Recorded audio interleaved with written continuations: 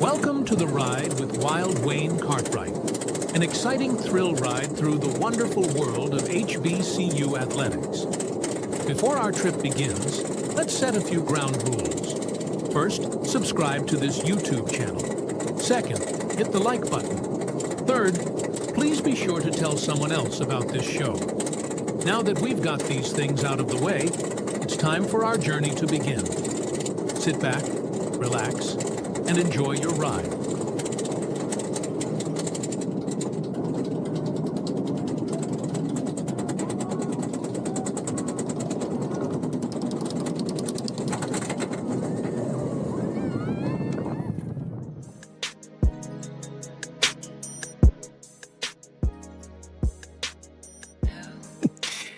What's up, everybody? And welcome back to another spectacular Wild Wednesday edition of The Ride with your man, Wild Wayne Cartwright. And tonight, we are previewing a very busy week number 12, which I have deemed a high-stakes battle in the MEAC. Of course, we got some other games that we're going to talk about. But you guys know, just like as I always do in the opening of the intro there, I need everybody to just hit the like button tonight. I need everybody that is watching me for the first time. I want you to hit that subscribe button because, I want to make this very plain and very clear up front for everybody. Wild Wayne is doing this show for free, intends to keep this show always to be free. There will not be any memberships or any of that. Only thing I ask is that you just hit that subscribe button. I set this goal that I would be at 1,000 subscribers by Thanksgiving. And as of this moment, I'm about 30 people away from making it to that goal. So, hey, if you can help Wild Wayne reach 1,000 subscribers tonight, man, let's do it. But outside of that, man, hit the like button and we will get into it. Your comments, as always, they're always welcome. So make sure you participate in the comments as we get into the games. All right. Now, a little something different this week. I know I typically spend a little bit of time talking about some of these games here with the Big South OVC and also the next couple games. But I'm not going to take too much time tonight to talk about these first three games. Not to slight these guys, but let's just say it like it is, man. Tennessee State, who's taking on Gardner-Webb this week. This is their senior day. They're in Nashville. They've had a very tough season. As you see, their 2-8 record shows. They're just looking to get this thing in the house. They're hosting a Gardner-Webb team that's looking to still try to finish its season out on a high note as well. This will be on ESPN+. This is all about next year for Reggie Barlow. Gardner-Webb big in this game, 38-10. Now we go over to CAA real quick. Hampton, again, been a tough year for Trenton Boykin and his group. Problems at quarterback, problems with offense. They haven't really done a whole lot right the entire season, okay? So at the end of the day, we just man, you're playing the William and Mary Tribe, who had their struggles with North Carolina A&T earlier, as you might imagine. Those that might recall, William and Mary pulled the comeback on North Carolina A&T. Hampton, this is your last home game. You're trying to finish on a high note, but unfortunately for Hampton, just too many struggles. Just get ready for next year.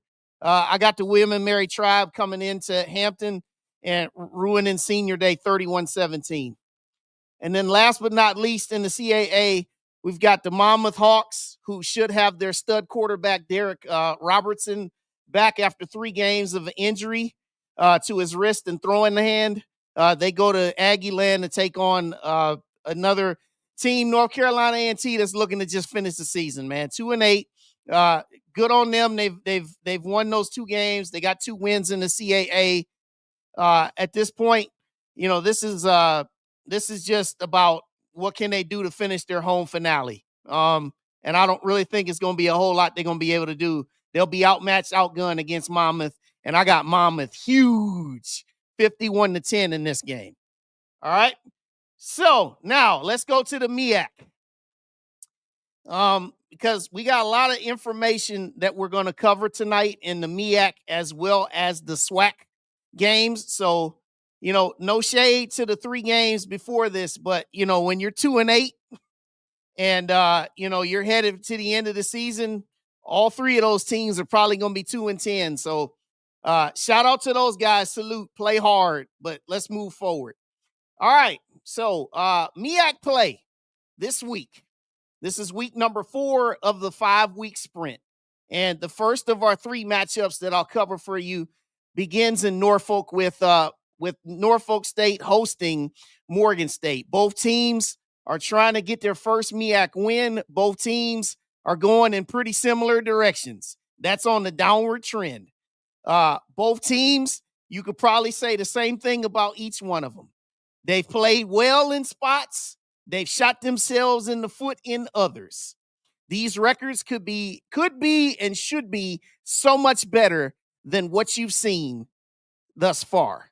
But nevertheless, here they are at 3-7 and 1-9. High noon start, very early, William Dick Price Stadium there in Norfolk. They played last year. It was a really good game there in Baltimore. Went to overtime, and Morgan State pulled it off. All right. ESPN Plus is where you can watch this game. Now, it's so funny. He said, Norfolk. He said, Morgan can't score. Hey, I'll say it like this, man. I watched a little bit. I watched a little bit of the things that Coach Damon Wilson from Morgan State had to say in his comments on the call on Monday. And, he talked about, obviously, their defense. Their defense played so well for an entire 60 minutes against Delaware State last Friday. They could not generate any offense, and that's just been the theme of the season. Now, in a normal world, I would be looking at Norfolk State and saying, man, this is probably their best time to get one. But as some of you might have noticed, their starting quarterback, Otto Coons, is out for the season. He was carted off the field with a serious injury at the end of the game last week against North Carolina Central. Now, they fought really, really hard. But again, as I said before, this is what we've been saying all year. Fought really, really hard. But in the end, you find a way to lose. Norfolk State had 20 penalties for 167 total yards last week. That is some of the highest penalty yardage and the most penalties I have ever seen in a game, man. This is it, man. This is senior day there in Norfolk, and they're gonna get out of there. They're gonna get out of there just looking to buck these trends here. Norfolk State has won 12 of the last 15. Okay, you see there at the bottom, the loser of this game, look, may end up probably is going to be winless in MEAC play. And MEAC, Mike, this is your team, like you said, the battle for the bottom. Loser of this game may end up being winless because next week Morgan State plays North Carolina Central and Norfolk goes to Howard. So there's going to be an intense battle in the series that started back in 1965. In the end, Morgan State in a sloppy game. I expect this to be like a pillow fight, y'all. 24-21, give me the Bears to outlast the Spartans. And really, honestly, it figures that since I've been picking against Norfolk State for so long, this would be the one week that they would get it together and play a complete game with their backup, third string quarterback now. We'll see. I got Morgan State 24-21. All right, now let's move forward here. We got a really, really big game here for Delaware State. Huge, huge stakes for them. They return home. They played their first 3 games. They're in conference play. All 3 were on the road. I mean, I know that the game against Norfolk State, that was a home game, but come on, man. It was really played neutral site, all right, in Philadelphia. So this is their first true home game in conference play. And the stakes are very simple for Delaware State. You win this game next week, you've got your chance. All right. So Howard, they come on in here 4-6. they've been going the wrong way. All right. And I'll show you more on that here in a second. All right. 1 p.m. Eastern, ESPN Plus. They played last year in DC, and Howard took them to the woodshed 38-0. All right.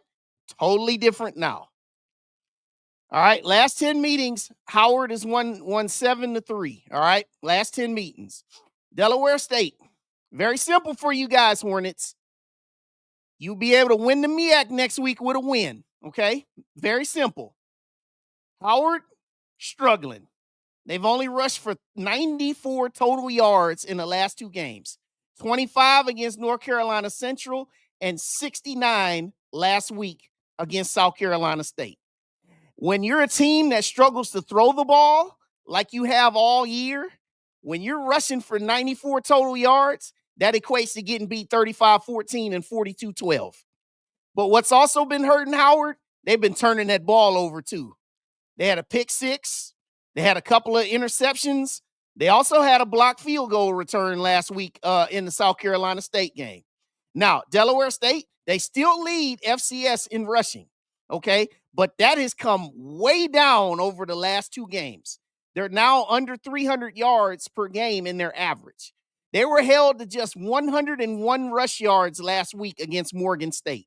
And that's a testament to how good Morgan State's front is. And Deshaun Jackson, he told you as much about how strong their front was.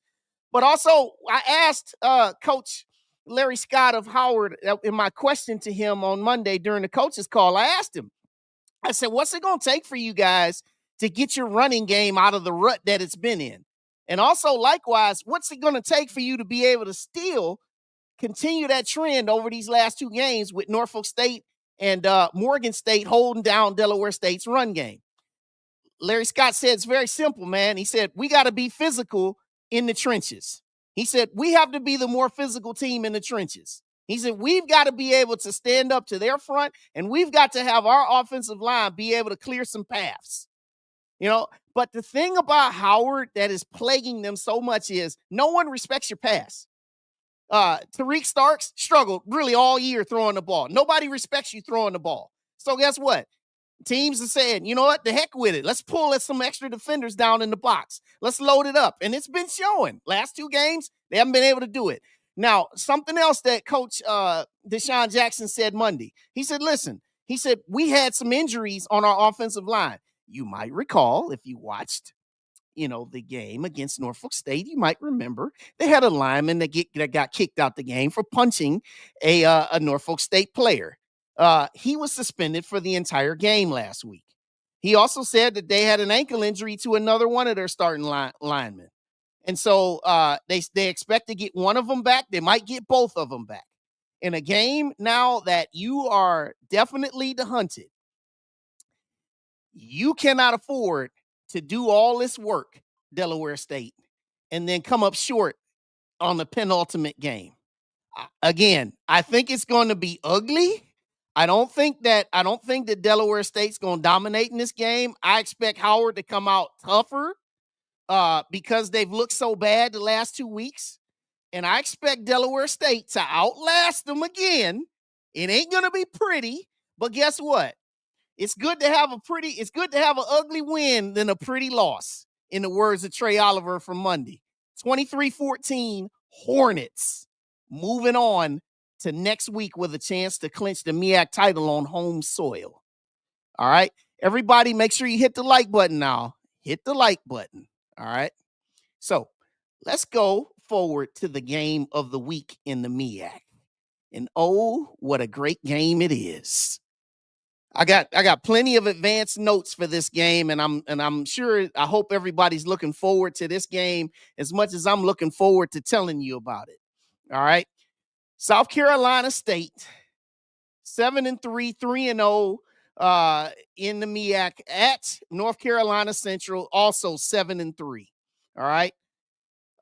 O'Kelly Riddick Stadium in Durham. This game kicks off Friday, 5:30 p.m. Eastern, 4:30 in the Central. This game will be on ESPN2, y'all.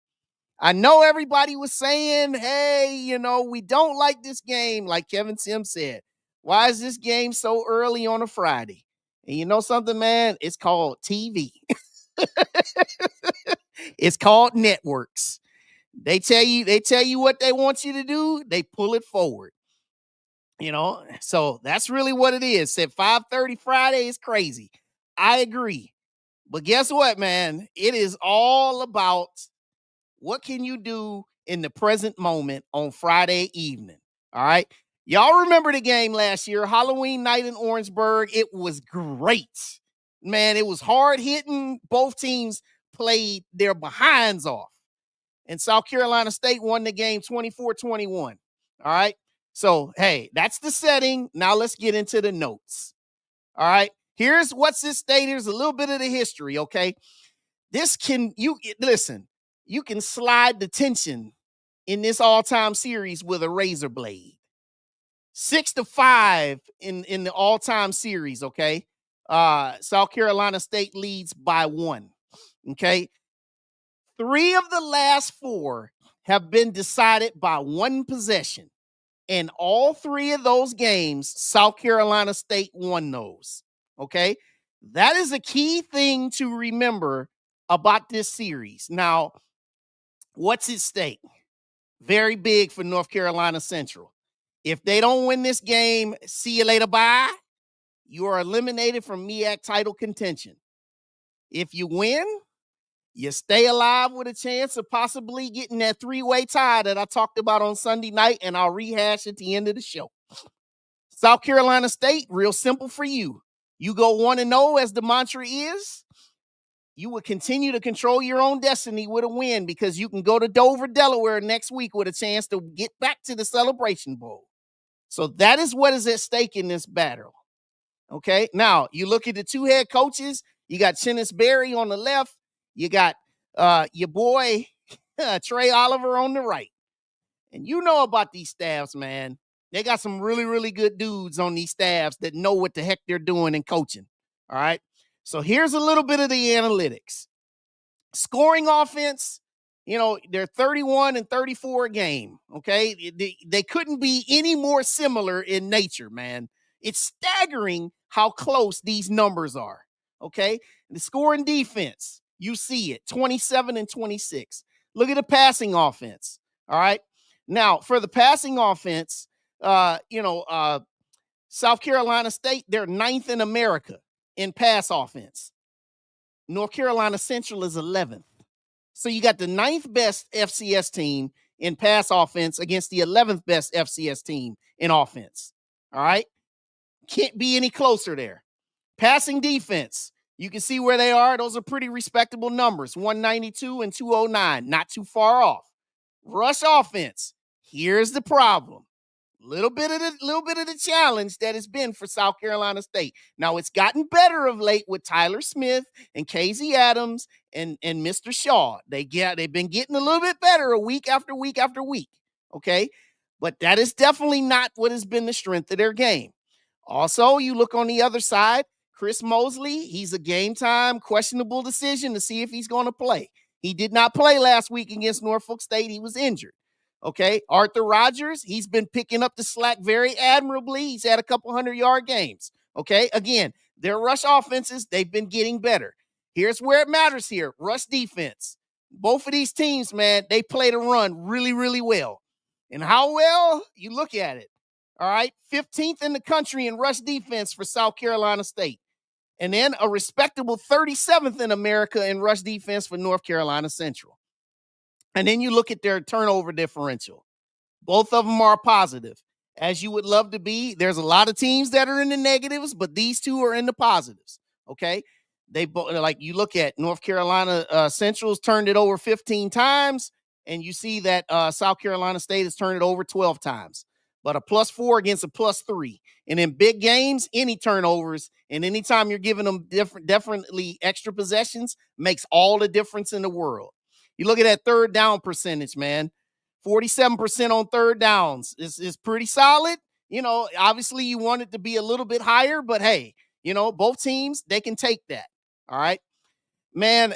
The thing about these teams, man, when you think about the personnel that these guys have, man, I mean, you look on South Carolina State side, man, you got these, you look at their receivers, Jalen Johnson and Jordan Smith. Those are the guys that are leading the way, man.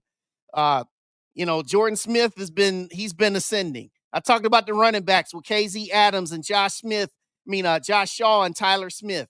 But the defensive line for South Carolina State, and I'll talk about North Carolina Central here in a second, but the defensive line, man, Mikey Lunn's number 11, man. He's got 8.5 sacks and 15.5 TFLs. He's been getting it done. Jordan Dollard, 3.5 sacks. The thing about the scheme that Jordan O'Daffer, the defensive coordinator, runs, man, and I had a pleasure of sitting down with him in Atlanta last year at the Celebration Bowl. Man, these guys, they rotate so many defensive linemen and they keep them so fresh, man. I mean, they've got like a 8-man rotation just rotating them in. But Luns and Dollard, man, these guys are tough. They win their one-on-ones, and like I said, they've been getting to the quarterback and they've been making tackles for loss. Jared Washington's been with Chennisberry forever. He came from Benedict in the secondary. Last week, he had a pick 6. And he's also been really, really good in terms of just covering receivers along with Shamari Reed. Jordan Franklin, best linebacker they have, 2.5 sacks. He's got 2 interceptions. Jordan O'Daffer runs a good style there on defense. And on offense, Jonathan Williams, he's been pretty good as well. Now, you go over to the other side for North Carolina Central. You got Chauncey Spikes, who's been ascending big time as a receiver. He's got 5 touchdown catches in the last 2 weeks. He had a 200-yard game against Howard, and he had 81 yards last week against Norfolk State. He's been a tough cover. Chance Peterson, he's had a 100-yard game this year. Makai Wall, he's another good receiver who also gives you help in the return game. All right.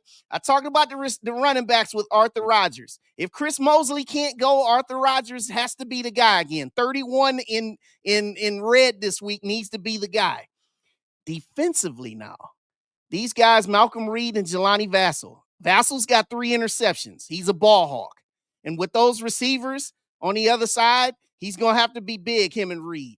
And then also their best defender, really, statistically and also toughness, is Thomas Johnson. He's got 10 sacks on the year. All right, 10 sacks. 10 sacks in 10 games. Pretty solid, man. Makai McCall and DeQuarius Parker, they're not bad either. But the guy also, Max Urin, he's the veteran. He's the dog, the alpha. He's the leader. He's going to be needed to step up big time in this game, man. Matt Leone, we know what he is in calling the game, man, on offense. And Jesse Thompson, you know what they got to do, man. These guys, man, this team right here, these teams, man, they listen, all the star power is there, okay? And lastly, I've got the quarterback comparison. Billy Atkins, he didn't start the year. He went back and forth really with Mr. Stubblefield, but he's been the guy here, and he's been completing 62% of his passes. All right. And you look over on the other side, you got the seasoned vet with Walker Harris. He's completing 63% of his passes. Now, you look at 1,760 yards. I have to say, though, the 1,760 yards is a little bit distorted for Billy Atkins because he shared time with Ryan Stubblefield for most of the first half of the season, okay? The last 3 games, 1,047 yards, okay? 428 in the MEAC opener against Norfolk State, okay? He had a 300-yarder in the second game, and last week he threw for almost 300 again, okay? Well, 252 last week. And then you look on the other side, 2,732 yards, 940 in his last 3. The passing TDs, you see what they are. Now, something you got to keep your eye on, though, Walker Harris, for those that watch North Carolina Central games every week like I do, man, those 9 interceptions, man, he'll throw it in the coverage every once in a while now. Every game, he seems to have at least 1, maybe 2 interceptions. You got to take care of the football this week there, Walker Harris, if you want to win this game. And then rush TDs, Billy Atkins is more of a pocket passer. Now, what he will do every once in a while, he'll roll, he'll get out of the pocket, he'll scramble, he'll get some yards, but he's more of a pocket passer. Walker Harris has become more of a dual threat this year. So now, you see what it is, man. You've heard everything that I've had to say, okay? Everybody that's watching here in the comments, as you hit the like button, you put your pick in what you think it's going to be, all right? So, as I've said all this, and I'll sum it all by saying this. The stakes can't be any higher in this game, as I've already said. If I go back and I'll pop back 2 slides, here's what's at stake again. North Carolina Central, this is your season, man. It doesn't matter what you've done so far now. Doesn't matter what you've done so far. This is your season. If you do not win this game, your season will end right there on that field. South Carolina State, you've been wanting to get back to Atlanta ever since the disappointment last December. You want to get back to Atlanta, you got to win this game. Both teams have to have it. And with all the experience on both sides, the coaching staffs and the players, man, it just comes down to some of the little things. Turnovers, getting off the field on third downs, execution, no penalties, all these different things, man. For me, I really, really believe that either team, you got a case for both of them. You can literally flip a coin with how close these teams are. And you know what? I'll say this too before I give my pick too. The coaches, man, in this matchup, they're old friends, they're old colleagues down at Southern. They know each other so well. One guy's an offensive guy, Chennis Berry. The other guy, Trey Oliver, he's a defensive guy. They know each other's schemes. They know it all, man. South Carolina State, their mantra is, we live by the 3P principle on defense. Penetration presents problems. You look at North Carolina Central, culture over scheme. But also another thing, if you're South Carolina State, you got to do what Coach Berry says all the time.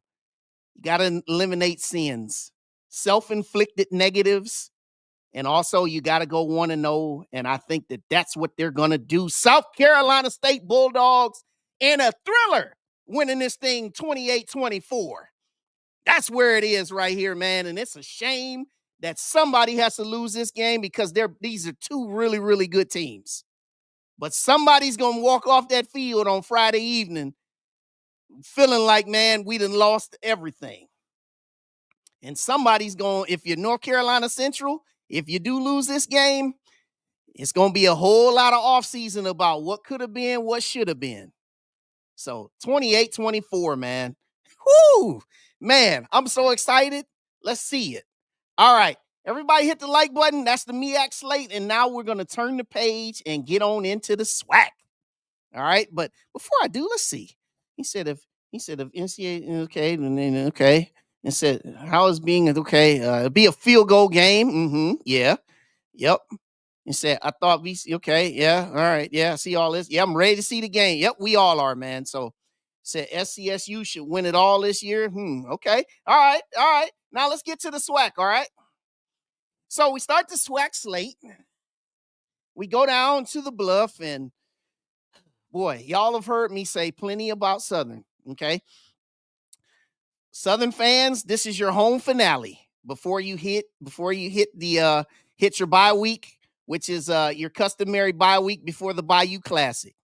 And so now here we go. We got Texas Southern coming on down, coming off of a couple losses in a row, man.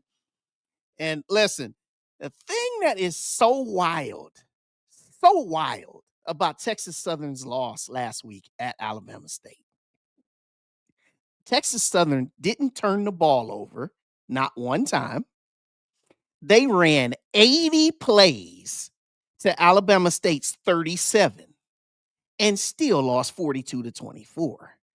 You ask how? There was a 99-yard kickoff return that they gave up for a touchdown. There was a blocked field goal that was returned for a touchdown. And also there was a lot of things that they just didn't do right when they got into the ranges to try to score.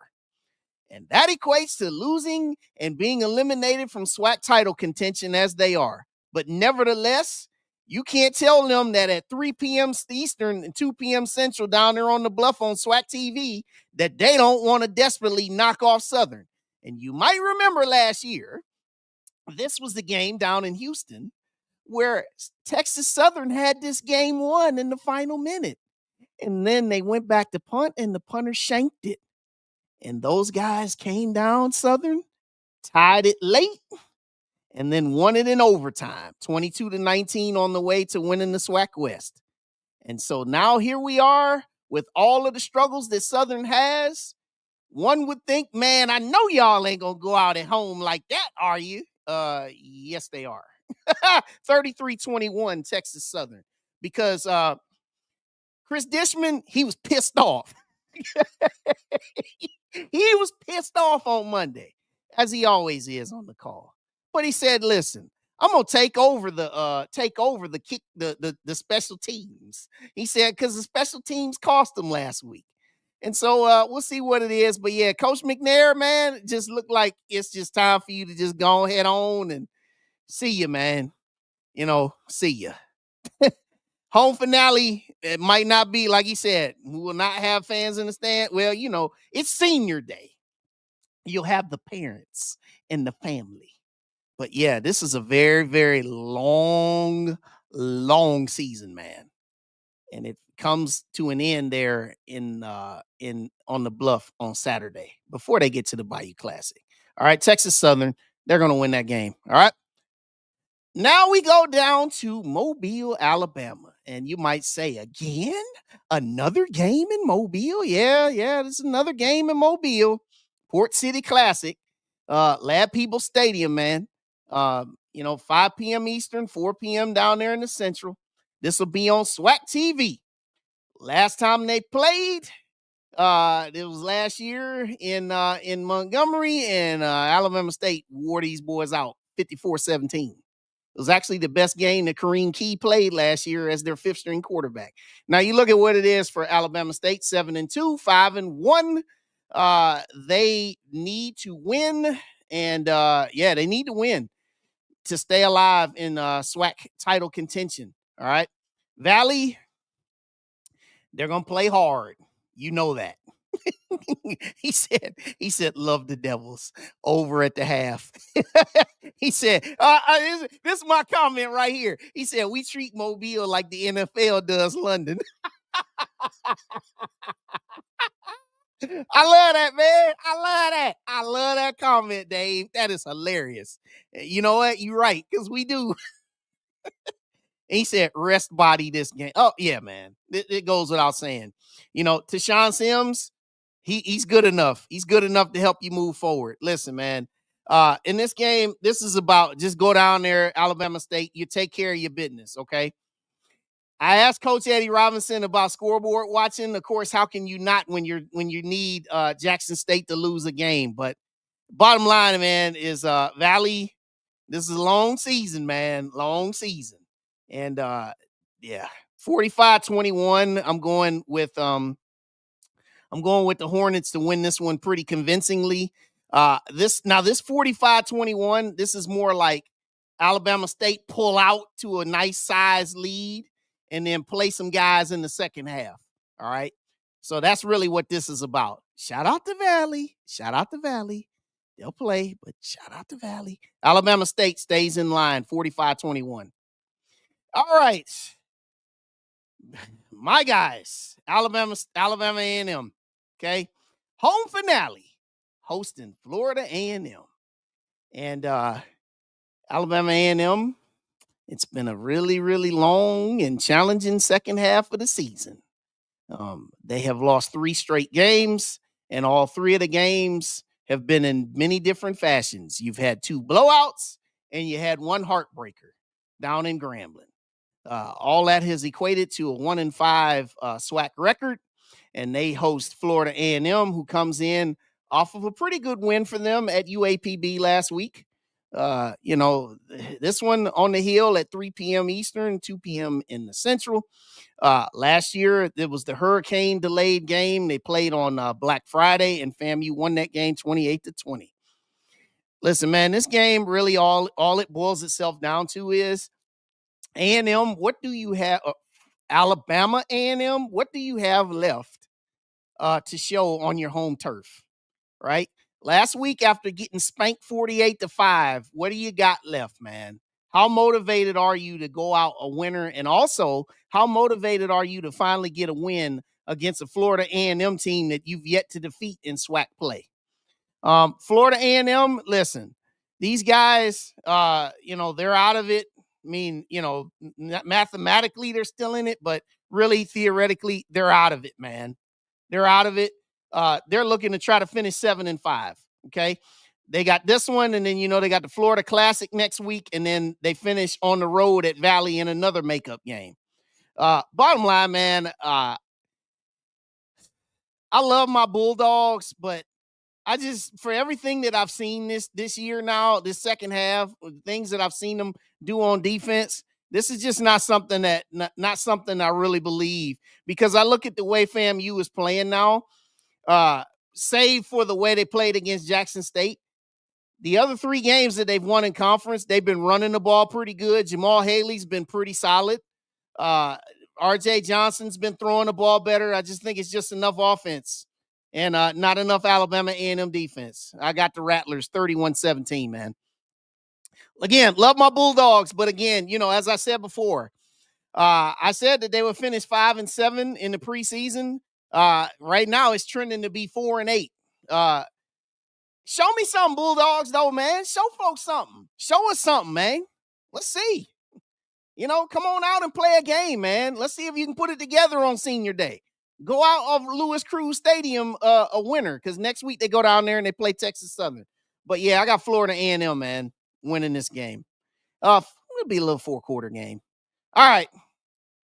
Now we go down to Prairie View. All right. And we've got UAPB coming in 4-6, 2-4, taking on Prairie View, who has a chance to clinch the SWAC West title in this game. Okay. You see what it is. You're down there at Blackshear Field. They're in Prairie View, 3 p.m. Eastern, 2 p.m. Central. Okay. Pine Bluff won this game last year. It was a Thursday nighter there in Pine Bluff. They won 21-17. This will be on SWAC TV. Okay, now let me say this about Prairie View. Okay. I know that there's been a lot of back and forth that's been going forth on Twitter. Prairie View fans and some of the loyalists that love to talk. Some of you have tried to even talk at me. I'm going to tell you, Prairie View fans, stop talking to me. Stop trying to trash talk me. I ain't got time for that trash talk. Y'all ought to know how I am. Stop trying to talk to me. And stop trying to prove to me that your team is better than trying to prove to me. Listen, I already gave you your props. I said you guys have a lot of potential. Now, if other folks out here don't think you're as good and other folks don't think that you played anybody, guess what? You'll get the chance to prove it. But arguing with everybody on Twitter and taking offense to what people say about your crowd and all that stuff, man, listen, just forget about all that stuff and just focus on how good your team is playing. Your team's playing really, really good. They got a chance to go to SWAC Championship with a win here. It's what many of you already said during the preseason, okay? So, listen, you said they were going. They're in position to go, so it shouldn't be a surprise, and it shouldn't be a reason to trash talk about it. Because if you are a program that has an expectation to get to some places, then you should just be that, all right? So I'm just telling you, I'm saying you have a chance. This game right here, now as we get back to business, you got a chance to finish something really, really special here on your home turf. All right. You get to get a trophy to celebrate. It doesn't matter what your coach, Tremaine Jackson, says. Listen, that Negro going to be smiling from ear to ear about Saturday winning this game. And if it doesn't happen on Saturday, guess what? You got Valley coming to town next week. But really, this is about establishing yourself and the momentum that you gained last week from the big win you had against Alabama A&M. Cam Peters is playing really, really well right now, throwing the ball around to the receivers. Your running game is pretty good. Your defense has been playing pretty solid too. This is a game that UAPB comes in with a lot of confidence, though, on offense. Christian Peters, last week he threw for 333 yards in a loss. Okay?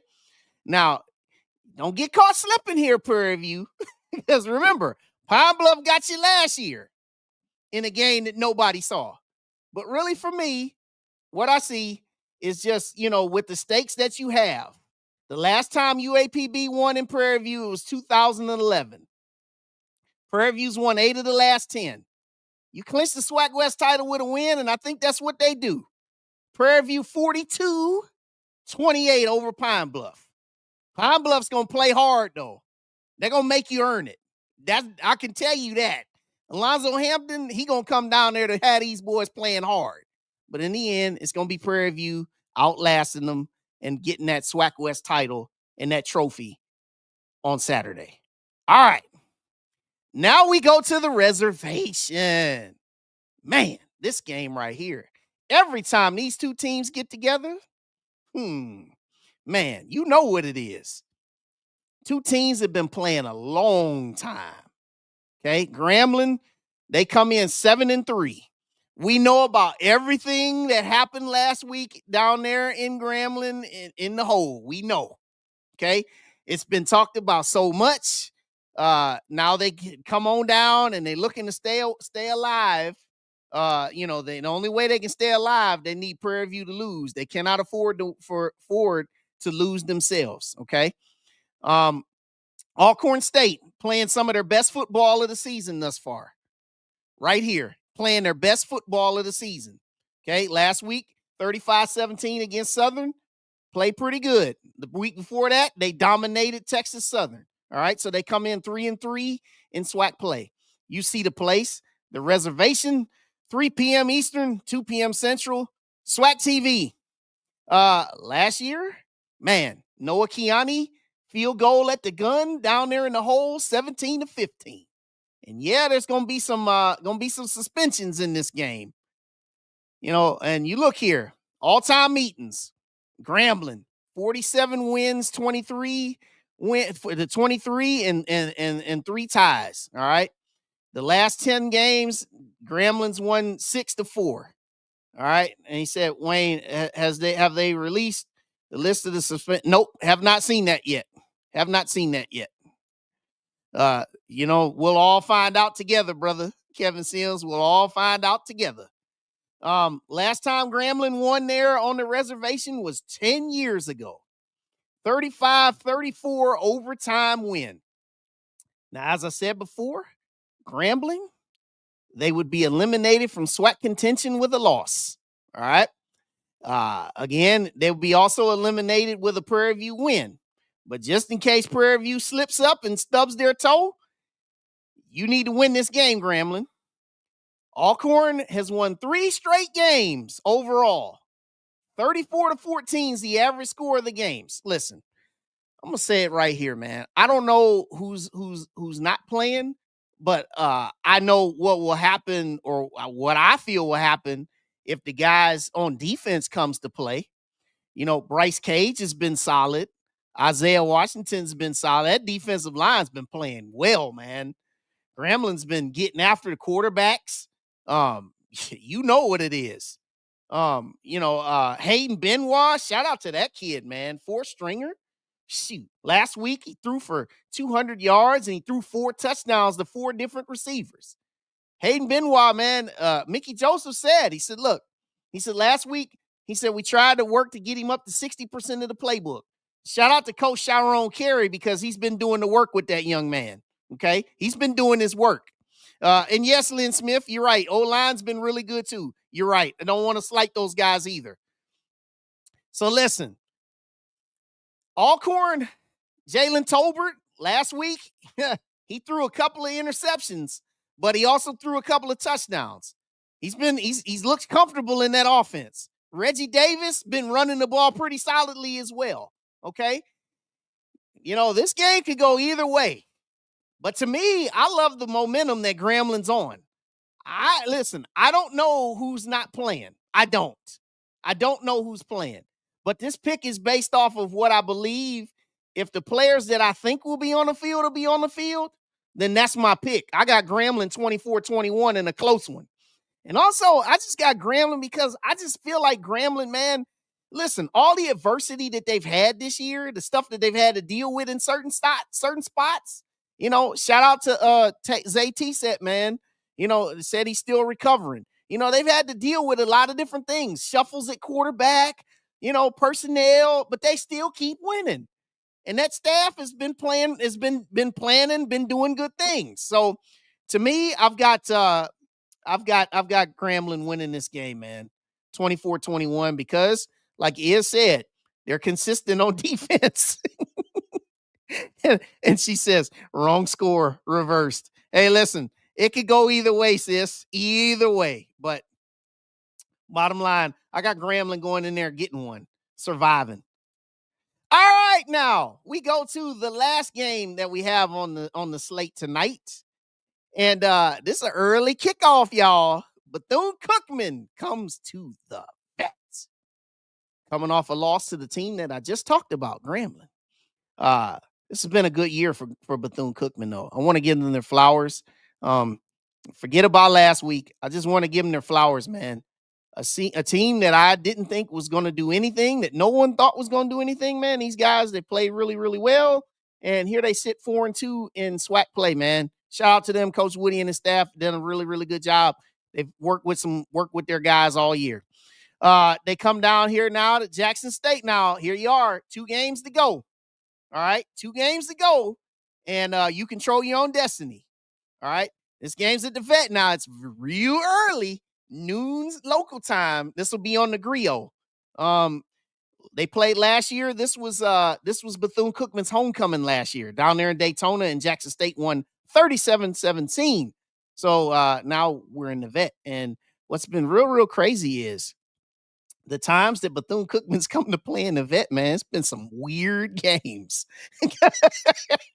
Everybody might remember the 5-down game from 2 years ago or 3 years ago. No, I said it right the first time. 2 years ago when Bethune-Cookman got an extra down. SWAC refs. Anyway, man, listen, we move forward. All right, first meeting they played in 1972. They haven't played a whole lot. All right. They also played in a MEAC SWAC Challenge once. I remember that game. That was when when the mascot for Jackson State came on the field, man. That was hilarious. All right. Jackson State leads this all-time series 8-3. They've won all 4 of the SWAC matchups. Okay. Jackson State now, you can clinch the West. Jesus Christ. You can clinch the East with a win and an Alabama State loss. Okay. So if you win this game and Alabama State loses, you clinch. If not, goes to next week. All right. So that's the stakes for Jackson State this week. Bethune-Cookman, as I said Sunday night, dire straits. You need to win your last 2, and you need Jackson State to also lose the Soul Bowl, and you need Alabama State to somehow lose the Valley and UAPB. Good luck. Listen, I'm just saying what it is, man. Just reporting for what it is. All right. All right. So listen, man, bottom line in this game for Bethune-Cookman, these guys, and thank you, Iz is right there with me. He said, we won't take them lightly. That's exactly where I was going with that. If you're Jackson State, man, you can't come out here and just act like we already got this thing won, right? You got to have an act right and a play right attitude this week and next week, okay? Because Bethune-Cookman, man, they do got some athletes. And I don't care who's suspended. They got some dudes, man, that are going to play. And these guys can run. And that's something that T.C. Taylor said. He said, man, those guys from Florida. He said, them guys can run. So, Malik Huggins and Javon Ross and, Cam Ransom was a little bit shaken last week. He fumbled the ball 3 times down there in Grambling and actually got benched in favor of Tim McClain. Jackson State, you just do what you do with the parts of your team, man. You're at home. You've been on the road for a while. You get back into the friendly confines of the Vet. I like that. The friendly confines of the Vet. Crowd, get loud. Avoid Bethune-Cookman having a fast start. If you get off to a fast start, man, look, you got it. But what you cannot afford, if you're Jackson State, you can't allow Bethune-Cookman to get some explosive plays. Because if they get some explosive plays and they can turn this thing into a shootout, what you don't want. Okay? So you just got to do what you need to do. Get pressure on Cam Ransom or Tim McClain. Let that defensive line, do what it does. Jeremiah Williams and the fellas, do what you do. Get some pressure on these guys. one thing Bethune-Cookman does, and one thing that they don't have a good defense, man. They'll give up as many yards as they gain. And so, but if you're Jackson State, just be careful, man. Don't turn this thing into a track meet. I don't believe it'll be a track meet. I believe that you're going to see Jackson State return home with that championship edge. And the championship edge that's required to turn what could be a closer game into a 38-17 win. And the reason why I got this thing 38-17, it has more to do about Bethune-Cookman's fight than I do about Jackson State's execution. They'll win this game comfortably. But I think that Bethune-Cookman, they're going to do a few things to try to make this game a little bit tighter. But shout out to Raymond Woody again. Good season for them. But this is about Jackson State with that championship form. You got to win this game and next week, and then, hey, you got it coming to your house. Take care of your business. What Al Davis said, just win, baby. And that's it. Okay, so here's what I got, man. Last week, doggone it, man. I picked Bethune-Cookman to go down there to Grambling, and didn't happen. Stopped my perfect week. Could have been 12-0, but nevertheless, Wild Wayne was 11-1 last week. That brings my season record to 114-29. Not bad at all. And these are my winners for week number 12. I've got Gardner-Webb over Tennessee State. I've got Monmouth big over North Carolina A&T. I got the William and Mary Tribe taking out Hampton. I got Morgan State over Norfolk State. I got Valley going down to Alabama State in Mobile. I got Delaware State beating the Howard Bison. I got Florida A&M over my Alabama A&M Bulldogs. Texas Southern over Southern.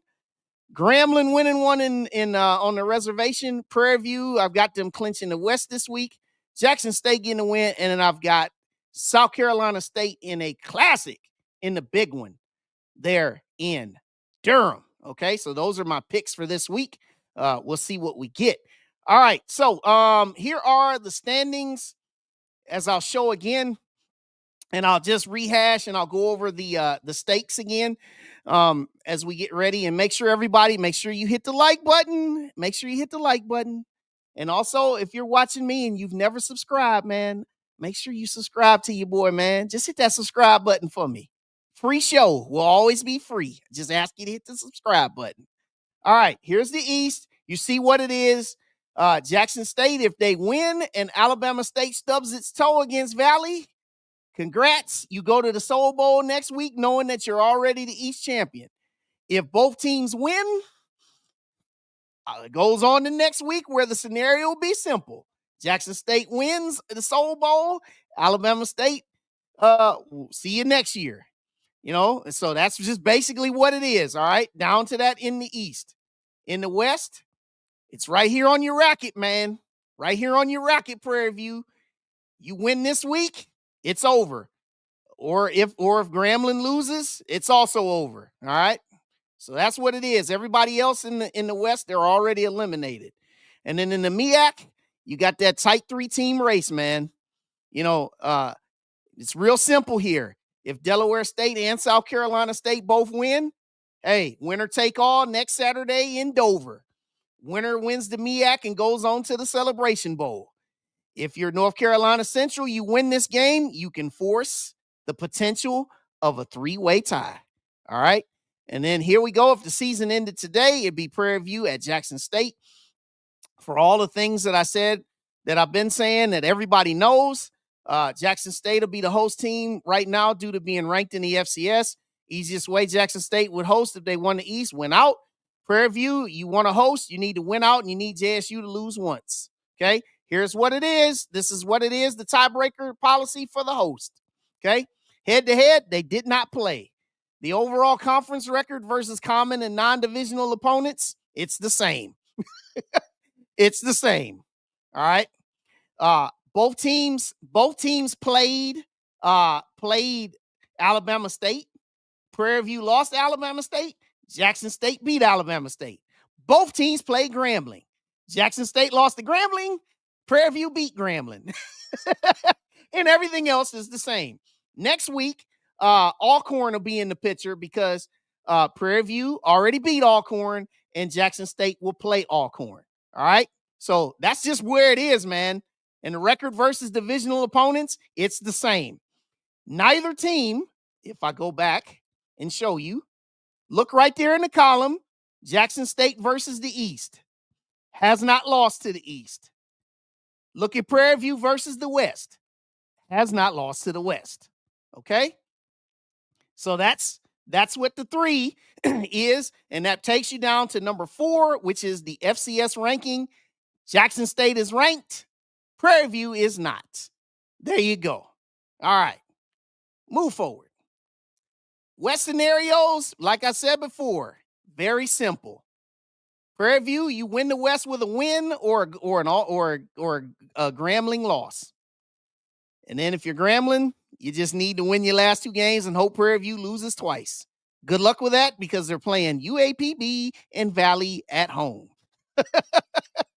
But if for some reason PV loses and Grambling wins, same scenario next week. Here's the East once again. Jackson State, as I said before, you win the East with a win. You can win it this week with a win against Bethune-Cookman, and then Alabama State lost to Valley. All right. Then you see what Alabama State needs to do. They need to win their last 2. They need Jackson State to lose once. And then Bethune-Cookman, you just need chaos. Okay. And here's the advanced scenario. This is what would happen for next week.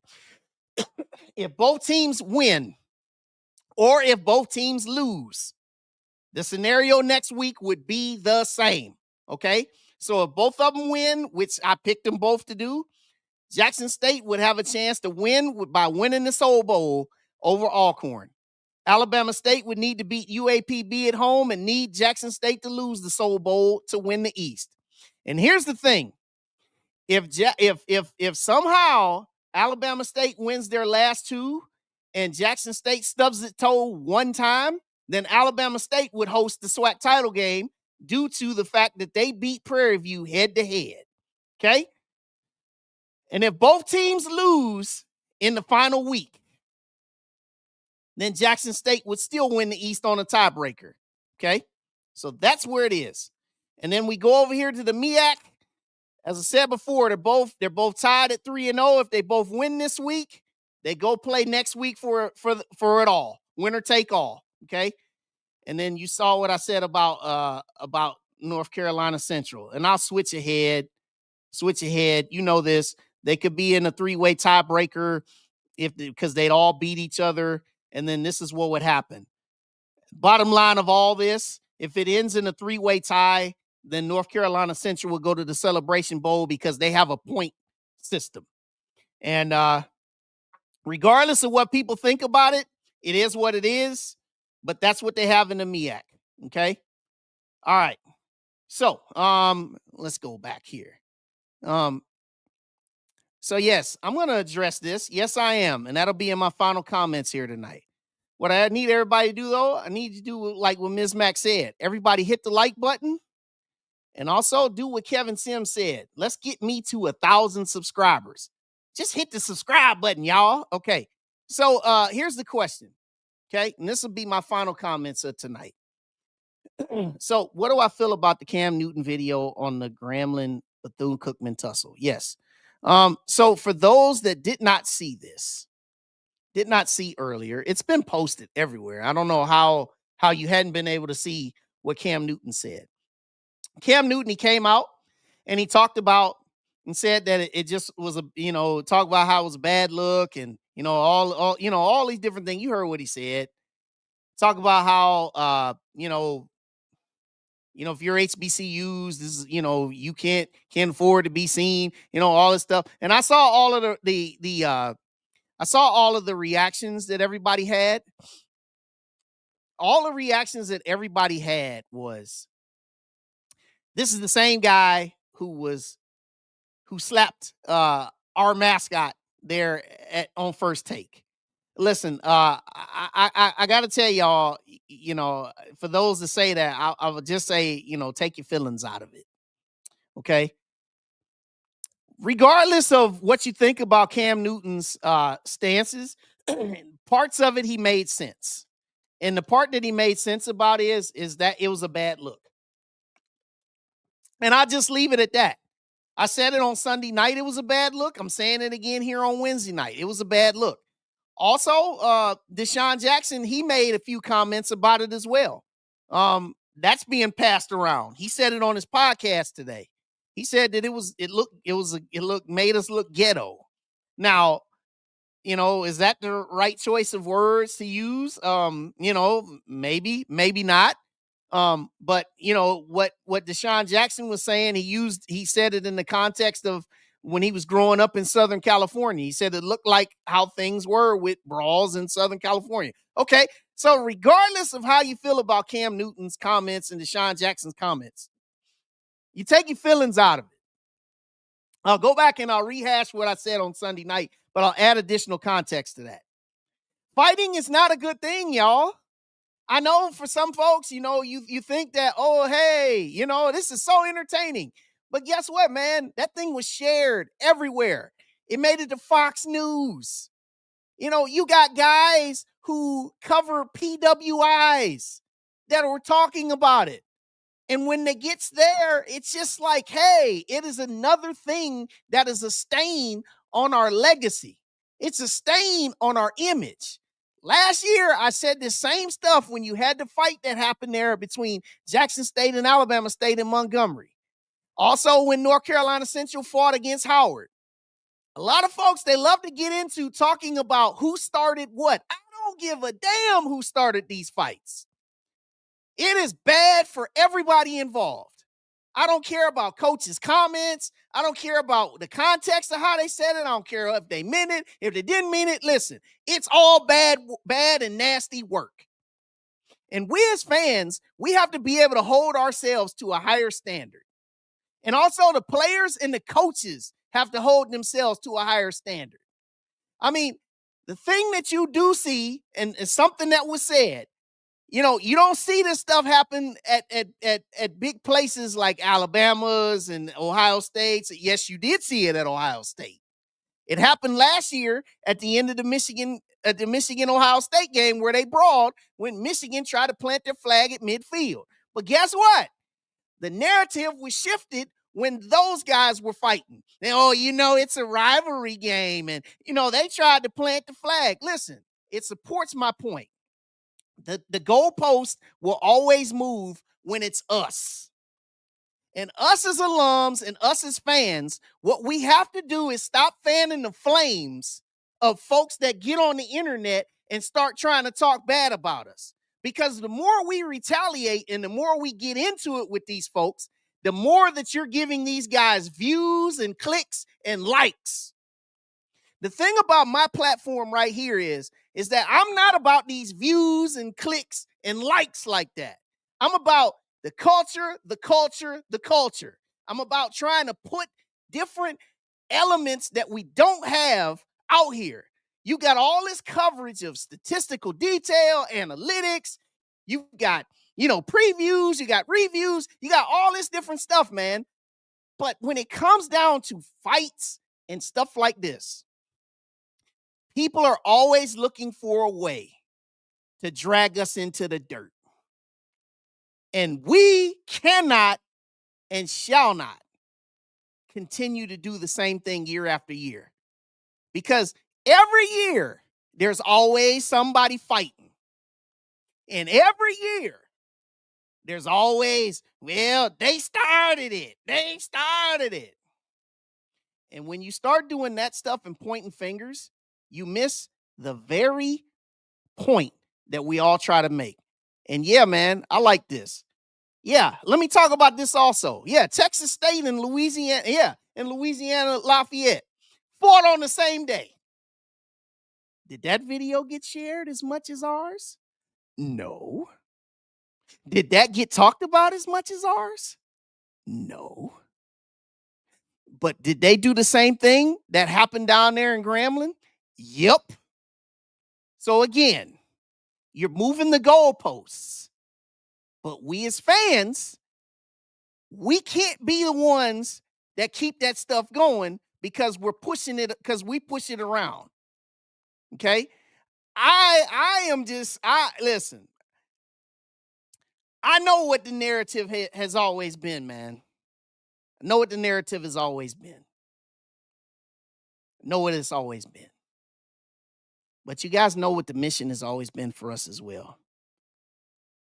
We've had to try to build our own way, man, through systems that were designed for us not to succeed in. You know, the coverage is not the same.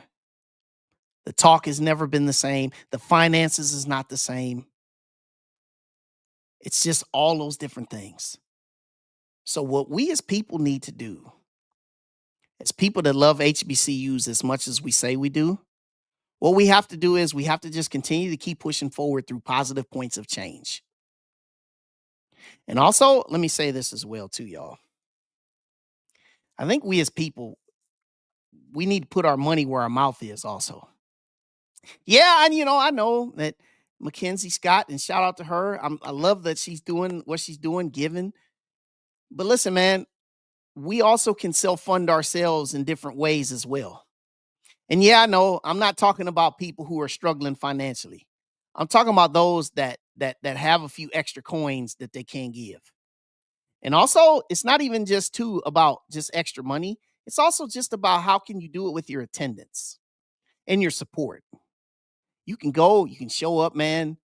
A lot of people, they say, well, man, I don't show up to watch my team because they're not winning. But guess what, man? There's NFL fans that show up every single Sunday. Look at this banner behind me, man. I'm a Cleveland Brown fan, been from birth, man. I'm from Cleveland, Ohio originally. Man, the Cleveland Browns have been one of the losingest franchises since 1999, man. That place be stacked. For real. You got losing teams, people that stick by these teams faithful, sun up to sundown. You got college teams that ain't been any good, that people still show up. Okay? So listen, don't sit here and try and wait till your team gets good. Also, man, when you're talking about your school, man, wear your paraphernalia as much as you can. Wear it to the office. Make folks be like, man, you got a lot of that Alcorn gear on. You got a lot of that Jackson State gear on. Make them ask you about it. Make them want to talk about it. Listen, I work at Ohio State full time. I go to the office on Tuesdays and Thursdays. A lot of times, man, I wear my Alabama A&M stuff. And guess what? People look at me and see my Alabama A&M stuff, and some of them, they stop and they ask me about Alabama A&M. And I'm like, hey, I'm so glad you asked about Alabama A&M. Let me tell you a little bit about the history of Alabama A&M. Quick little something. So listen, when it comes to publicity with fights and all that different stuff, it's like my guy says, don't give them no extra ammo. They already have negative perceptions about us. Love it. And that's it, man. So tonight, listen, I went over everything. We're here at week 12, man, and we're coming down the stretch. Next week, man, when I come before you, we'll be in the last full week of the regular season, man, which is amazing in itself. Just as quick as it started, as quick as it's gone. And that's another reason why you have to enjoy this stuff as much as you can, man. Because as soon as it goes away, man, then you'll be right there sitting on Facebook, sitting on Twitter. Man, I miss football. I really, really want it. But you didn't enjoy it as much as you should have when you had it. So now you've got this week and next week. If your team's not advancing and moving forward, just enjoy what they are, man. Listen, my Alabama A&M Bulldogs, we having a tough second half of the season. But I love the hell out of them. I don't care. Even if I picked against them, it's still about, man, it's just analysis. But I love them, and I'll be rooting for them 100 strong on Saturday afternoon as I'm watching them on SWAC TV. But when it comes to football and just everything in this HBCU culture, man, you got to get behind it 10 toes down. Don't waver. Even if you don't like the administration, man, listen, you just support them anyway. Because there's other parts of the school that needs your support anyway, too. And listen, if your team's winning, enjoy it. Because it ain't always promised. It's a week-to-week proposition. Okay? I mean, week-to-week and a year-to-year proposition. So I will be back Sunday night with a recap of week number 12, and then I'll have a whole reset of what the current scenarios will be headed into week number 13 And then also what I'll be doing on Sunday night, I will be previewing the the week 14 Thanksgiving weekend games also. I'll be doing that as well. All right. So we'll do all that. We'll do all that stuff. All right. So for now, make sure you hit the like button, make sure you subscribe, and I will see you Sunday night. I love everybody so very much. I appreciate this. I do this show for you and you guys only, and for the culture only. God bless you. Good night. See you Sunday. Thank you for joining us on the ride with Wild Wayne Cartwright. As you exit the ride, make sure you subscribe to this YouTube channel, hit the like button, and catch up on all of our prior episodes. Until next time, God bless.